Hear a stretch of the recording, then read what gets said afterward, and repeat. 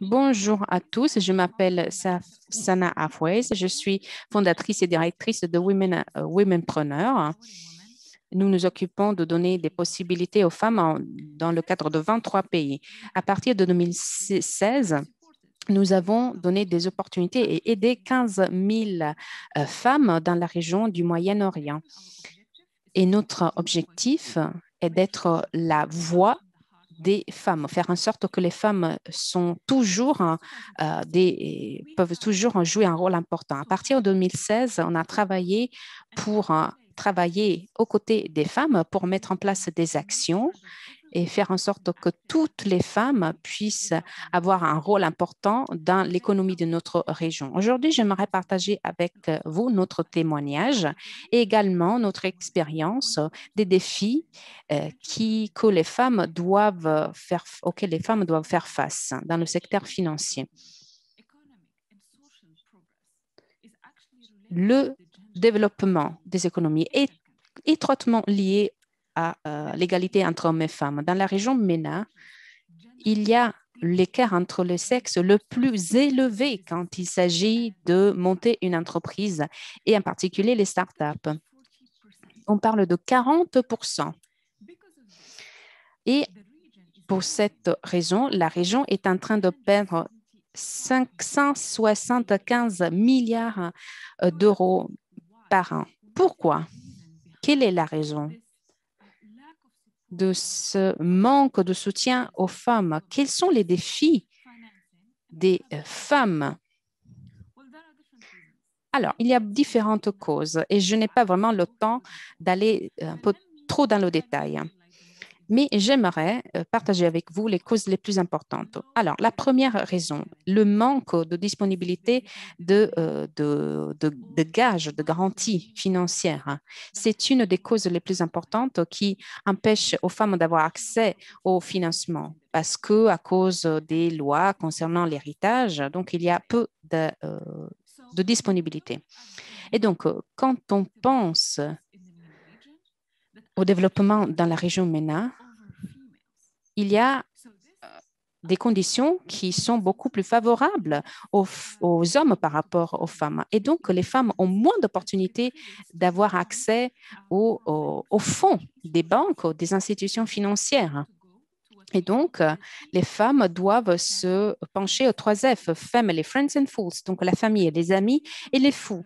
Donc, ça veut dire que les femmes entrepreneurs doivent dépendre de sources de financement qui sont très informelles, qui sont très limitées, ce qui les amène à créer des entreprises tout simplement pour survivre. Deuxième raison, des biais, des préjugés concernant les femmes.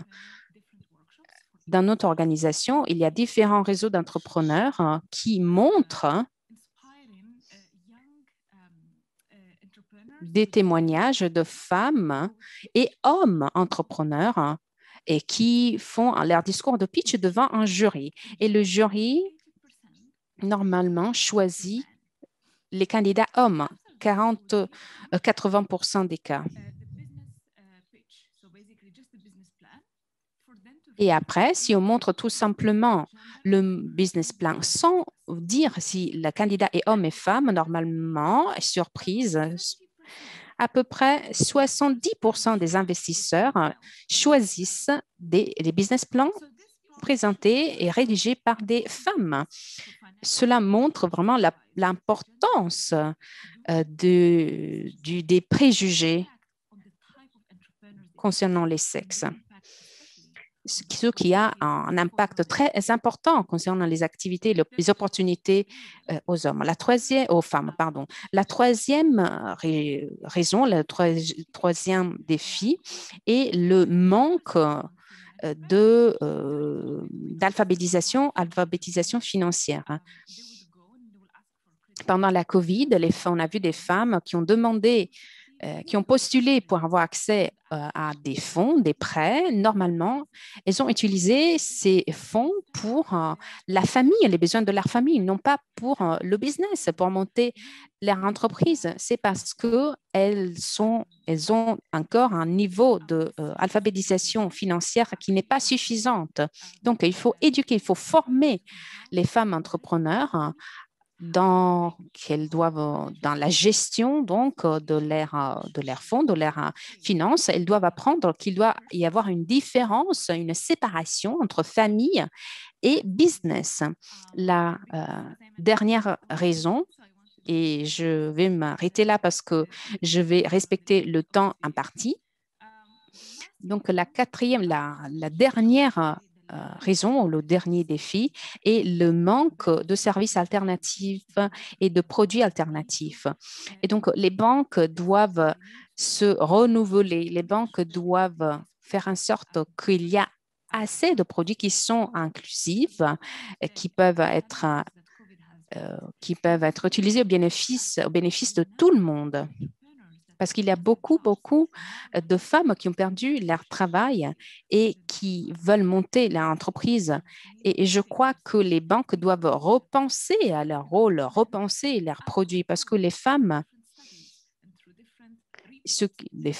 selon différentes études, les femmes sont des clients des banques vraiment très fidèles, c'est-à-dire les femmes repayent leurs prêts et donc les banques doivent faire en sorte d'offrir des produits, des services qui peuvent être utilisés par des femmes parce que les femmes représentent plus que 50% de la région.